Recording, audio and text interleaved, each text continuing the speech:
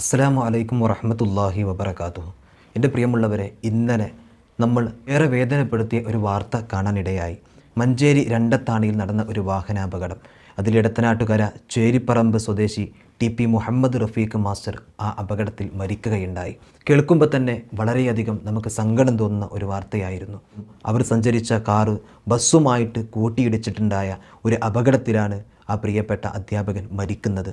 അദ്ദേഹം കല്ലടി higher secondary സ്കൂളിൽ അവിടെ പ്രധാന അധ്യാപകനായിരുന്നു, പ്രിൻസിപ്പളായിരുന്നു. ഇന്നലെ വൈകിട്ടായിരുന്നു അപകടം നടന്നത്. റഫീഖ് മാസ്റ്ററുടെ ഭാര്യ കൂടെയുണ്ടായിരുന്നു. അതേപോലെ തന്നെ ഒരു പിഞ്ചു കുഞ്ഞും അവിടെ മകളുടെ ഒരു പിഞ്ചു കുഞ്ഞും കൂടെ ഉണ്ടായിരുന്നു എന്നാണ് അറിയാൻ കഴിഞ്ഞത്. ഭാര്യയ്ക്കും അതേപോലെ തന്നെ കുട്ടിക്കും ചെറിയ പരിക്കുകളെ കൊണ്ട് അവർ ഹോസ്പിറ്റലിലാണ് എന്നും അറിയാൻ കഴിഞ്ഞു. ആ അപകട സ്ഥലത്ത് വെച്ചിട്ട് തന്നെ ടി.പി. മുഹമ്മദ് റഫീഖ് എന്ന് പറയുന്ന ഈ സഹോദരൻ മരണപ്പെടുകയാണ് ഉണ്ടായത്. എൻ്റെ പ്രിയമുള്ളവരെ, എന്നിരുന്നാലും ഏറെ സങ്കടപ്പെടുത്തുന്ന, നമുക്ക് വളരെയധികം വേദന തോന്നുന്ന ഒരു സംഭവം എന്തെന്ന് വെച്ചാൽ, ഇവരുടെ യാത്ര ഹജ്ജ് കർമ്മത്തിന് വേണ്ടി അവർ പോകുന്നുണ്ട്. ഈ 18-ാം തീയതി അവർ ഹജ്ജ് കർമ്മത്തിന് വേണ്ടി പോകാൻ ഒരുങ്ങുകയാണ്.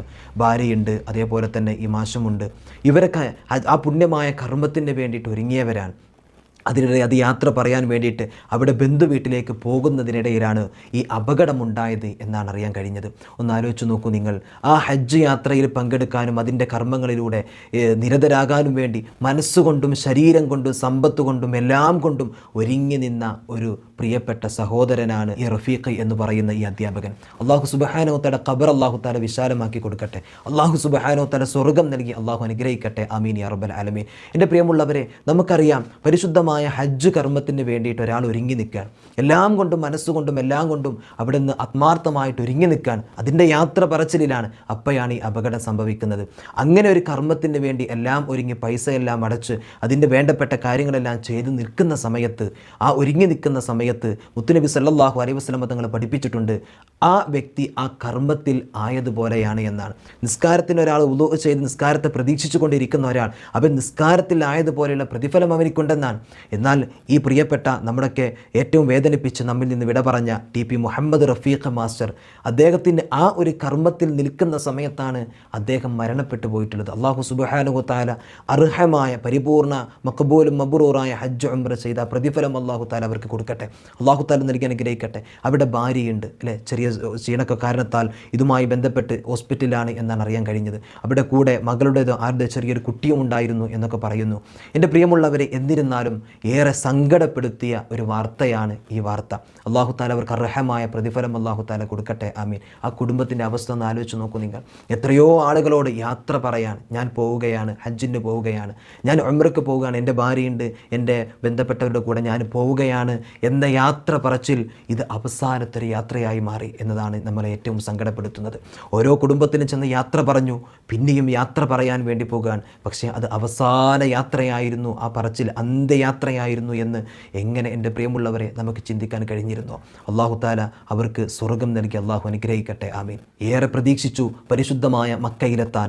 അവിടെ ഹാജറ ബീവി റളിയല്ലാഹു തആല അൻഹയുടെ പ്രതീകമുള്ള സഫാ കുന്നുകൾ കാണാൻ, ആ പാറക്കെട്ടുകൾ കാണാൻ, കറുകറുത്ത ഹാജറ ബീവിയുടെ പ്രതീകമുള്ള ആ കില്ലയൊന്ന് കാണാൻ, ആ പരിശുദ്ധമായ ഇബ്രാഹിം നബി അലൈഹിസ്സലാത്തു വസ്സലാം കരഞ്ഞു ദുആ ചെയ്ത ആ പരിശുദ്ധമായ കഅബയൊന്ന് കാണാൻ നമ്മളെല്ലാവരും അവിടെ പോയിട്ട് പൊട്ടിക്കരയുന്നത് എന്താ? നമ്മുടെ നൂറുകണക്കിന് പാപങ്ങൾ പൊറുക്കാനും നമ്മുടെ ജീവിതത്തിൽ വന്ന അപരാധങ്ങൾ പൊറുക്കാനും, എൻ്റെ ജീവിതത്തിലെ സൗഖ്യത്തിന് വേണ്ടി, പരലോകത്തെ സൗഖ്യത്തിന് വേണ്ടി കാമില ഈമാനോട് കൂടെ ലോകത്തു നിന്ന് വിട പറയാൻ അല്ലേ? ഇതൊക്കെ നമ്മൾ അവിടെ പോയിട്ട് ദുആ ചെയ്യാൻ.